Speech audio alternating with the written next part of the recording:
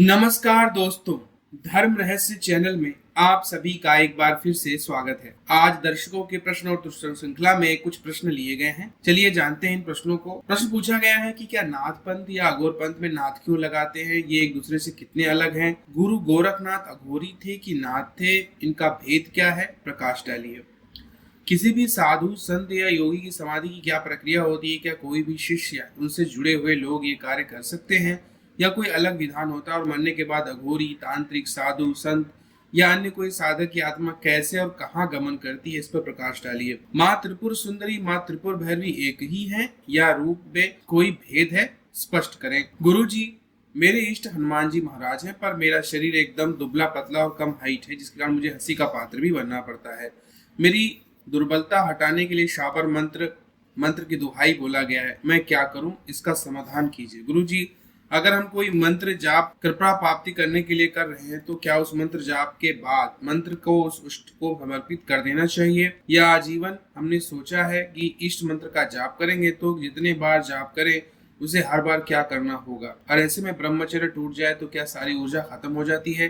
गुरु जी, क्या अगर कोई स्वर्ग मनुष्य का स्वर्गवास हो जाता है तो 13वीं करते हैं, कुछ जगह 10वीं भी की जाती है, इसका क्या अर्थ है? मरने का सूतक का क्या महत्व है, क्या सावधानी रखनी चाहिए, सूतक में एक दूसरे को छूना चाहिए या नहीं, कृपया ज्ञान दीजिए। एक समस्या का हल कीजिए। गुरु जी, मैं कैसे गुरु करूं, मुझे समझ में नहीं आ रहा है। इष्ट हनुमान जी हैं और देवी कृपा भी है मुझ पर। कभी लगता है अघोर पंथ, कभी लगता है कौलाचार्य, तो कभी योगी। आप इसके लिए मार्गदर्शन कीजिए। तो ये आज के प्रश्न एक साधक ने पूछे हैं, तो चलिए जानते हैं इनके उत्तर के संबंध में। पहला प्रश्न पूछा है कि नाथ पंथ अघोर पंथ में नाथ क्यों लगाते हैं और ये एक दूसरे से कितने अलग हैं। गुरु गोरखनाथ जी अघोरी थे या नाथ थे, इसके विषय में जरा बताएं। तो सबसे पहले इसके लिए हमको नाथ संप्रदाय को समझना पड़ेगा। नाथ संप्रदाय हिंदू धार्मिक पंथ ही है। मध्य युग में इसकी उत्पत्ति होती है। शैव और योग परंपराओं का समन्वय, इन दोनों चीजें उसमें एक साथ आती है। हठ योग की पद्धति पे आधारित पंथ है ये, और शिव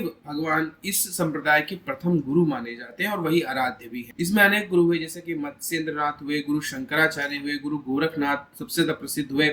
और नाथ संप्रदाय लगभग समस्त भारत में फैला था, जिसमें जोगी दशनामी एक ही सिक्के के दो पहलू माने जाते, एक जो सन्यासी जीवन जीता है और दूसरा गृहस्थ जीवन।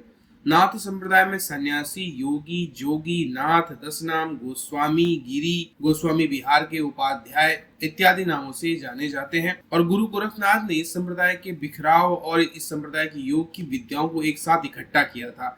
इसके संस्थापक गुरु गोरखनाथ जी माने जाते हैं। दशनामी गोस्वामी भी नाथ संप्रदाय के अंतर्गत आने वाला ही एक उप संप्रदाय माना जाता है, जिसमें गिरी, पुरी, भारती, पर्वत और सरस्वती आदि जातीय समूह सम्मिलित माने जाते। नाथ संप्रदाय के प्रमुख गुरु आदि गुरु हैं, और आदि गुरु कौन है? आदि योगी भगवान सदाशिव माने जाते हैं। इसके बाद मत्स्येंद्रनाथ का नाम बहुत अच्छी तरह आता है, फिर गोरखनाथ जी का नाम आता है। उसके बाद गुरु शंकराचार्य, काफीनाथ, चौरंगीनाथ, चरपटीनाथ, भृतहरिनाथ, गोपी चंद्रनाथ, रत्ननाथ, धर्मनाथ, मत्स्यनाथ इत्यादि के नाम हमको देखने को मिलते हैं। ये साधु संत जो होते हैं वो परिवाजक होते हैं। ये भगवा रंग के बिना सिले वस्त्र धारण करते हैं।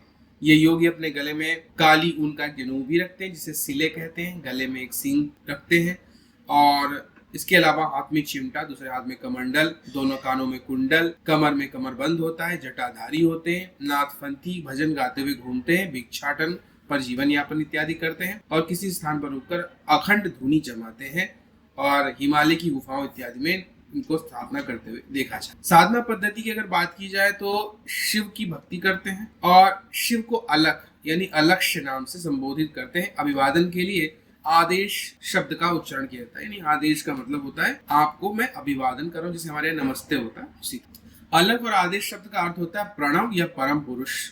और नाथ साधु संत हठ योग पर विशेष बल देते हैं, यानी कि हठ योग करना इनका प्रमुख। प्रारंभिक 10 नाथों के नाम इस प्रकार से हैं: आदिनाथ, आनंदीनाथ, करालनाथ, विकरालनाथ, महाकालनाथ, काल भैरवनाथ, बटुकनाथ, भूतनाथ, वीरनाथ, श्री कांतनाथ। और इनके 12 शिष्य हुए, जिसमें नागार्जुन, जड़, भारत, हरिश्चंद्र, सत्यनाथ, चरपटनाथ, अवधनाथ, वैराग्यनाथ, कांताधिनाथ, जलंधरनाथ और मलयार्जुन। 64 सिद्धों के साथ बौद्ध धर्म के वज्रयान संप्रदाय भी इन्हीं से शुरू हुआ माना जाता है।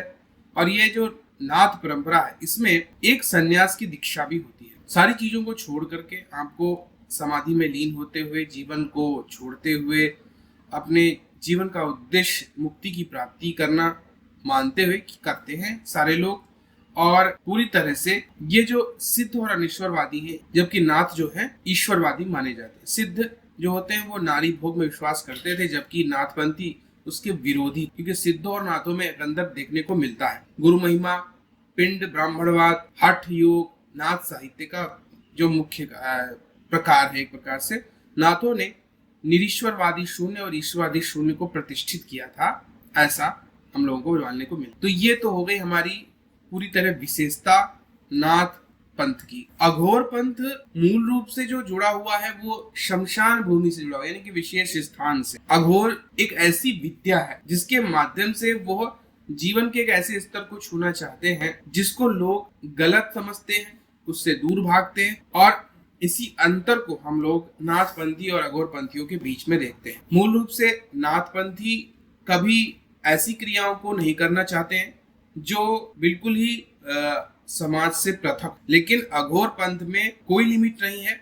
अघोर पंथ में आप कैसी भी अवस्था में सिद्धि प्राप्ति के लिए, रहस्यों को पता लगाने के लिए कोई भी कार्य कर सकते हैं। इसीलिए अघोरियों को विशेष अलग तरीके से देखा जाता है। जैसे कि अघोरी जो है मांस भक्षण किसी लाश का भी कर सकते हैं जिसको जलाने के लिए चिता पे लाया गया हो, लेकिन नाथपंथी व्यक्ति कभी भी ऐसा नहीं करेगा। तो हालांकि मार्ग शिवत्व का ही है, लेकिन शिवत्व के भी बहुत सारे मार्ग हैं। एक मार्ग ऐसा कि हम जीवन को या जीवन के किसी भी पदार्थ को इस तरह से लेंगे या समझेंगे कि हमारे और ईश्वर की बनाई किसी भी चीज में कोई अंतर नहीं है। यही अघोर पंथ है। इसीलिए वो मरी हुई लाश को भी खा लेते हैं, जलाई हुई लाश को भी भक्षण करते हैं सिद्धियों के लिए, क्योंकि वो उसको अलग नहीं समझते। लेकिन नाथ पंथ में ऐसा नहीं है। उसमें वो सिद्ध समाधि, कठिन व्रत, बहुत ही कठिन तपस्या के माध्यम से उस चीज को प्राप्त करना चाहते हैं। तो भाव का अंतर है, रास्ता एक ही होता है लेकिन भाव अलग अलग हो सकते हैं। अब अगला प्रश्न पूछा गया है, किसी भी संत, साधु या योगी की समाधि की क्या प्रक्रिया होती है? या कोई शिष्य, उनसे जुड़े लोग भी ये कार्य कर सकते हैं? इनका विधान क्या है? मरने के बाद अघोरी, तांत्रिक, साधु, संत या अन्य साधक की आत्मा कैसे और कहाँ गमन करती? तो देखिए, समाधि जो है साधु लोग अलग अलग तरीके से लगाते हैं। जैसे कि भू समाधि में पूजा पाठ और विधि विधान के साथ भूमि को खोदा जाता है। उसके बाद गंगा जल मंत्रोच्चारण के साथ उस स्थान को पवित्र और शुद्ध करते हैं। फिर शुद्ध की हुई भूमि पर पूरे विधि विधान के साथ संत या महात्मा के पार्थिव शरीर को बैठने की मुद्रा में रखा जाता है। इस बैठने की मुद्रा को सिद्ध मुद्रा भी कहा जाता है। और समाधि लेने का कई सारे प्रयोग होते हैं, जिसमें संत जो है कपाल आसन विधि से भी करते हैं। कुछ समाधि लेने से पहले 1 महीने पहले ही अन्न त्याग देते हैं और 5 दिन पहले जल भी त्याग देते हैं। समाधि का समय पूर्ण होने पर संत अंदर से शंख बजाते हैं और फिर समाधि को वहां से खोल दिया जाता है। समाधि लेने की जो प्रक्रिया है, इसका मूल उद्देश्य है गहरा ध्यान लगाना, ईश्वर के साथ एकता स्थापित करना, अपनी एकाग्रता को इतना ज्यादा बढ़ाना कि हम संसार से पूरी तरह अपने जीवन को, अपने अस्तित्व को समाप्त कर चुके हैं। समाधि जब घटित होती है तो मन पूरी तरह से उस वस्तु में लीन हो जाता है और उससे एकाग्रता ध्यान के माध्यम से जोड़ लेता है। एक ऐसी प्रक्रिया है जो आनंद की स्थिति कुछ घंटों या कुछ दिनों तक भी बनी रह सकती है। कहते हैं अगर यह प्रक्रिया 21 दिनों से ऊपर निकल जाती है तो फिर आत्मा शरीर छोड़ देती है, और 21 दिनों के अंदर अगर ये प्रक्रिया वापस आ जाती है तो केवल हम सिद्धि के महान चरणों को छूकर ईश्वर से साक्षात्कार करके वापस भी आ सकते हैं। समाधि एक गहरी प्रक्रिया है जिसमें हम व्यक्ति जो है अपने अस्तित्व को छोड़ देता है, यानी शरीर को पूरी तरह छोड़ना होता है उसे। रूप, रस, गंध, 5 विषय, अपना पराया, मान अपमान, सारी चीजें हटाते हुए केवल अपने आप को एक स्थिर अवस्था में लेके जाना, शून्य बना लेना स्वयं। जब आप शून्य अपने आप को बनाएंगे तभी आप मोक्ष की राह को पकड़ सकते हैं। यानी कि जब साधक जिस उद्देश्य को लेकर के समाधि ले रहा है उसी में डूब जाए। और पतंजलि योग सूत्र में समाधि को 8वां और अंतिम अवस्था भी बताई गई है। इसी के बाद प्रज्ञा का उदय होता है। यही अंतिम लक्ष्य यानी मोक्ष की प्राप्ति के लिए भी साधन माना जाता है। अलग तरीके होते हैं और जैसी गुरु परंपरा होती है वैसी ही स्थिति हमको वहां पर देखने को मिलती है। रही बात मरने के बाद, अघोरी, तांत्रिक, साधु, संत यह सब अपने अपने कर्मों के हिसाब से, अपनी अपनी पद्धतियों के हिसाब से तब अलग अलग क्षेत्रों में अलग अलग स्थितियों को प्राप्त करते हैं, अलग अलग लोकों में इनका। अब अगला प्रश्न पूछा, माँ त्रिपुर सुंदरी और माँ त्रिपुर भैरवी एक ही है या रूप में कोई भेद है, इसमें स्पष्ट कीजिए। देखिए, वैसे तो माता त्रिपुर भैरवी और माता त्रिपुर सुंदरी एक ही हैं, लेकिन भेदा भेद रूप में उनको ग्रहण किया जा सकता है और ग्रहण किया भी जाता है। जब तंत्र के माध्यम से विभिन्न रहस्यों को जानना हो, हजारों प्रकार की सिद्धियों के रहस्यों को समझना हो, इस तंत्र का ज्ञान बहुत गहराई से जानना हो, तंत्र के करोड़ों स्तर खोलने हो, तब माता त्रिपुर भैरवी सर्वोत्तम देवी के रूप में दिखती हैं। और जब उद्देश्य इससे आगे का हो जाता है, यानी कि हमारा उद्देश्य मोक्ष की प्राप्ति है, ज्ञान की प्राप्ति है, तो माता त्रिपुर सुंदरी कहते हैं। माता त्रिपुर सुंदरी के रथ को माता त्रिपुर भैरवी ही लेकर के चलती है। अर्थात जैसे महाभारत में अर्जुन के रथ को भगवान कृष्ण सारथी बनकर आगे बढ़ाते हैं, ठीक उसी तरह माता त्रिपुर सुंदरी को कहीं भी ले जाने का जो कार्य है वो माता त्रिपुर भैरवी ही करती है। और हम जानते भी हैं कि माता पार्वती ही माता त्रिपुर भैरवी है और वही पूर्ण स्वरूप में त्रिपुर सुंदरी कहलाती है। और 10 महाविद्या में दोनों स्वरूप उन्हीं से प्रकट होते हैं, लेकिन उद्देश्यों के हिसाब से माता के रूप अलग अलग होते हैं। त्रिपुर भैरवी स्वरूप में तंत्र का एक उच्च कोटि स्वरूप है। तंत्र के सारे रहस्यों को जानने की विद्या माता त्रिपुर भैरवी है। और माता त्रिपुर सुंदरी मुक्ति की प्रतीक है, अल्टीमेट है, अंतिम है, वहां तक ले जाने के लिए, और अपने भव्य और अत्यधिक सुंदर स्वरूप में प्रकट होती हैं, इसीलिए त्रिपुर सुंदरी कहलाती। लेकिन वस्तुतः दोनों में भेद है नहीं, उद्देश्यों के आधार पर भेद हम देखते हैं। शुरुआत त्रिपुर भैरवी के माध्यम से होती है जो त्रिपुर सुंदरी पर खत्म होती है, लेकिन अंतर अगर देखा जाए तो कुछ भी नहीं है। उद्देश्य अगर एक है तो दोनों ही माँ के स्वरूप एक ही चीज प्रदान करते हैं।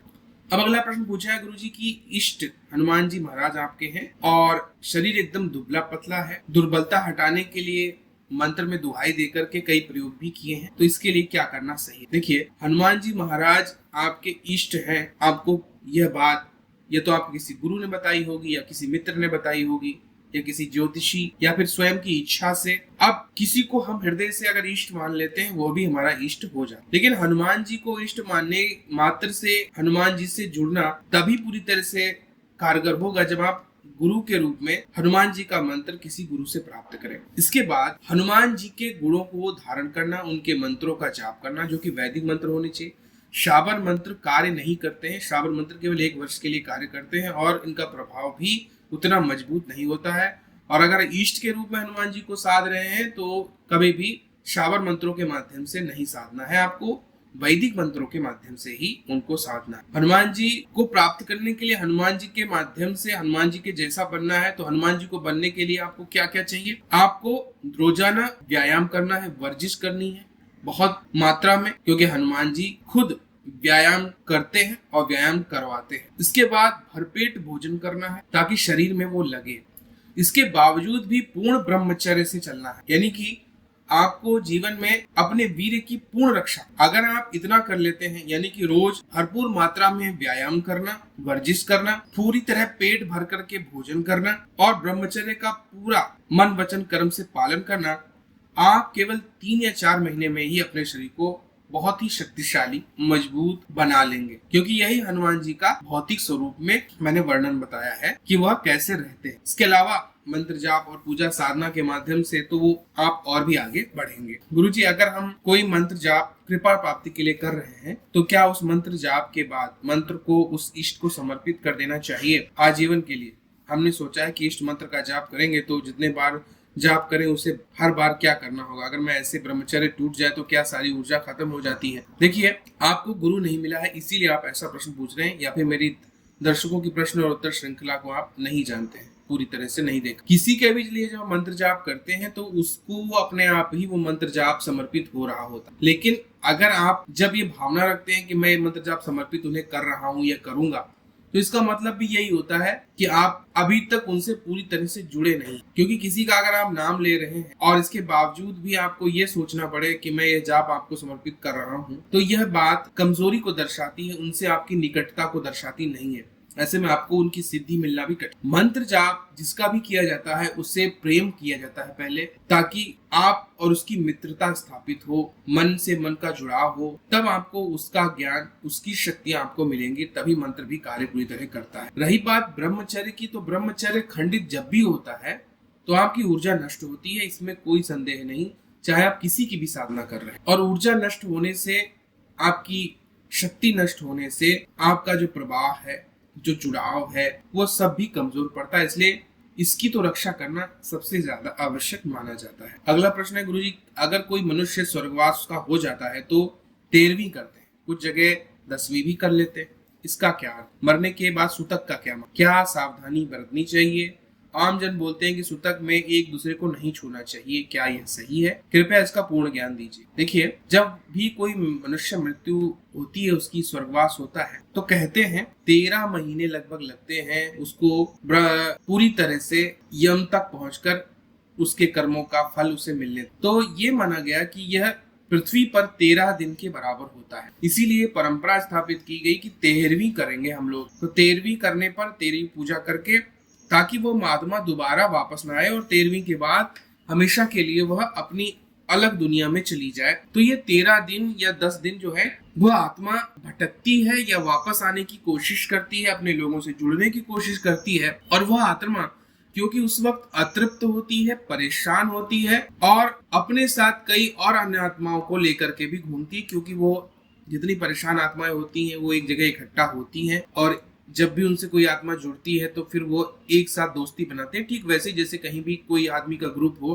कोई व्यक्ति कहीं गया तो वहां की उसकी मानसिकता के ग्रुप या लोगों के बीच में वह जब जाता है तो दोस्ती हो जाए। तो ये देखा जाता है कि वो आत्माएं फिर वापस आने की कोशिश करती हैं फिर से शरीर में, और शरीर क्योंकि उसे स्वीकार नहीं कर पाता, शरीर के अंदर वो ऊर्जा नहीं होती है, वो शरीर से बाहर निकल चुकी होती है, शरीर के अंदर का जीव द्रव्य, रक्त सब सूख चुका होता है, तो उस मरे हुए शरीर में आत्मा प्रवेश नहीं कर सकती। इसीलिए उस शरीर को दूर और अलग रखा जाता है। इसके अलावा उसमें जीवाणु, कीटाणु भी पनपने लगते हैं, और 13वें दिन जाकर के जब वो आत्मा वापस नहीं आने की स्थिति में आ जाती है, तो हम लोग 13वीं मना करके हमेशा के लिए उसका पिंडदान करके उससे हमेशा के लिए हम मुक्त हो जाते हैं, अलग हो जाते हैं। इसीलिए ये प्रक्रिया मानी जाती है कि हम 13वीं कर लेंगे।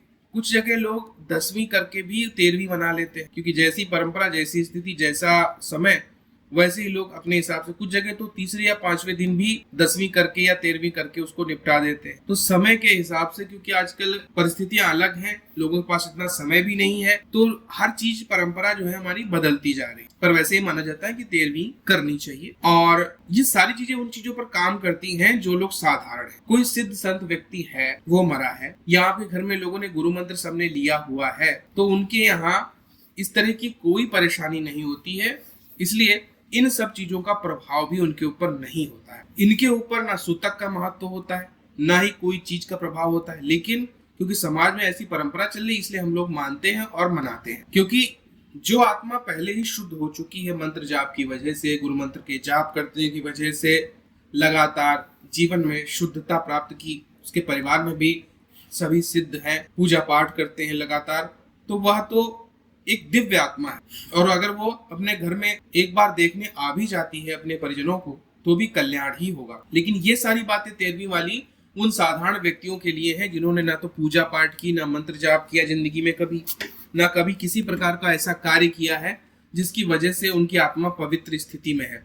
तो वह अपवित्र है, तो जो उससे जुड़ेगा उसको भी अपवित्र करेगी, उसके भी दिमाग को खराब कर सकती है। इसीलिए दूर रहने की बात की जाती है ऐसे लोगों से, और उस घर पर सूतक का महत्व माना जाता है। और ये सूतक 13वीं तक चलता है, इसीलिए सारे कार्य वर्जित कर दिए जाते हैं, लोगों से दूरी बना ली जाती। कहते हैं लोग अपने घर में आते अपने आप को छिड़कते हैं, साफ करते हैं, नहाते हैं। हालांकि वैज्ञानिक महत्व भी है, क्योंकि जीवाणु कीटाणु जो मरे हुए व्यक्ति होते हैं उसके साथ जो जुड़े होते हैं जीवाणु कीटाणु, वह आपके शरीर में ना आ जाए, जिसकी वजह से आप बीमार पड़े। इस वजह से भी 13वीं मनाई जाती है हिंदू समाज में, हिंदू धर्म में, और उनसे दूर रहने की बात की जाती है। लेकिन अगर कोई शुद्ध रखता है स्वयं को मंत्र जाप के माध्यम से भी, और शारीरिक रूप से भी, भौतिक रूप से भी, नहाता है, धोता है, ये सब चीजें करता है, तो आपको उसकी वजह से इफेक्ट नहीं होता, प्रभाव नहीं। और जहाँ लाश शरीर वहां से चली गई और उसे जला दिया गया, उसके बाद स्थिति ठीक हो जाती है। लेकिन हमारे यहाँ परंपरा पहले से स्थापित है और साधारण व्यक्तियों के लिए 13वीं तक उन्हें रुकना पड़ता है। अन्यथा तो जो दिव्य आत्माएं होती हैं वो तो जैसे ही शरीर समाप्त होता है उसी समय वह किसी नए लोक में प्रवेश कर जाती हैं। उन्हें 13 दिन तक भटकने की आवश्यकता भी नहीं पड़ती है। उनको 13वीं का कोई प्रभाव भी उनके ऊपर नहीं पड़ता। यह सब केवल साधारण आत्माओं के लिए है। लेकिन अगर व्यक्ति साधारण है तो फिर ये 13वीं करने के बाद ही, सूतक हटने के बाद ही वहां पर सारे शुभ कार्य करने और करवाने चाहिए, ऐसा माना जाता है। इसीलिए परंपरा लगातार स्थापित रही है। अब अगला प्रश्न आपने पूछा है कि एक समस्या का हल कीजिए गुरुजी कि मैं कैसे गुरु करूं, मुझे समझ में नहीं आ रहा है। मेरे इष्ट हनुमान जी है, देवी माँ की कृपा भी है मुझ पर, और कभी लगता है अघोर पंथ, तो कभी लगता है कौलाचार्य, तो कभी योगी।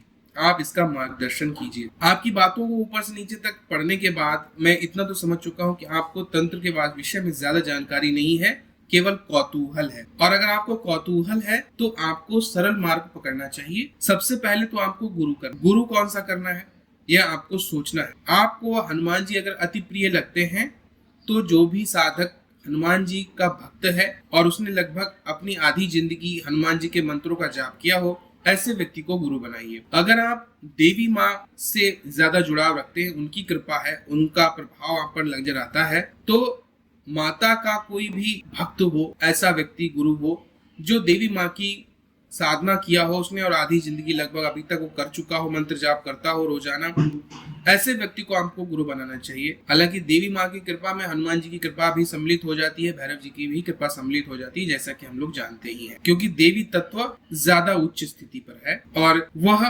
त्रिभुवों से भी ऊपर की शक्ति है। और रही बात, आपने कहा कि मैं अघोरबंथ मार्ग अपनाऊं, कौलाचार्य मार्ग अपनाऊं या योगी मार्ग अपनाऊं, तो मेरा ये कहना है कि आप सबसे सरल मार्ग, भक्ति और मंत्र तंत्र का जो सरल मार्ग है, जिसको पराशक्ति मंत्र योग मार्ग कहते हैं हमारे में, वो हम अपनाना चाहिए, क्योंकि सबसे सरल है। पहले गुरु मंत्र की साधना होती है और गुरु मंत्र का अनुष्ठान पूरा करना होता है, वो भी सरल विधि से।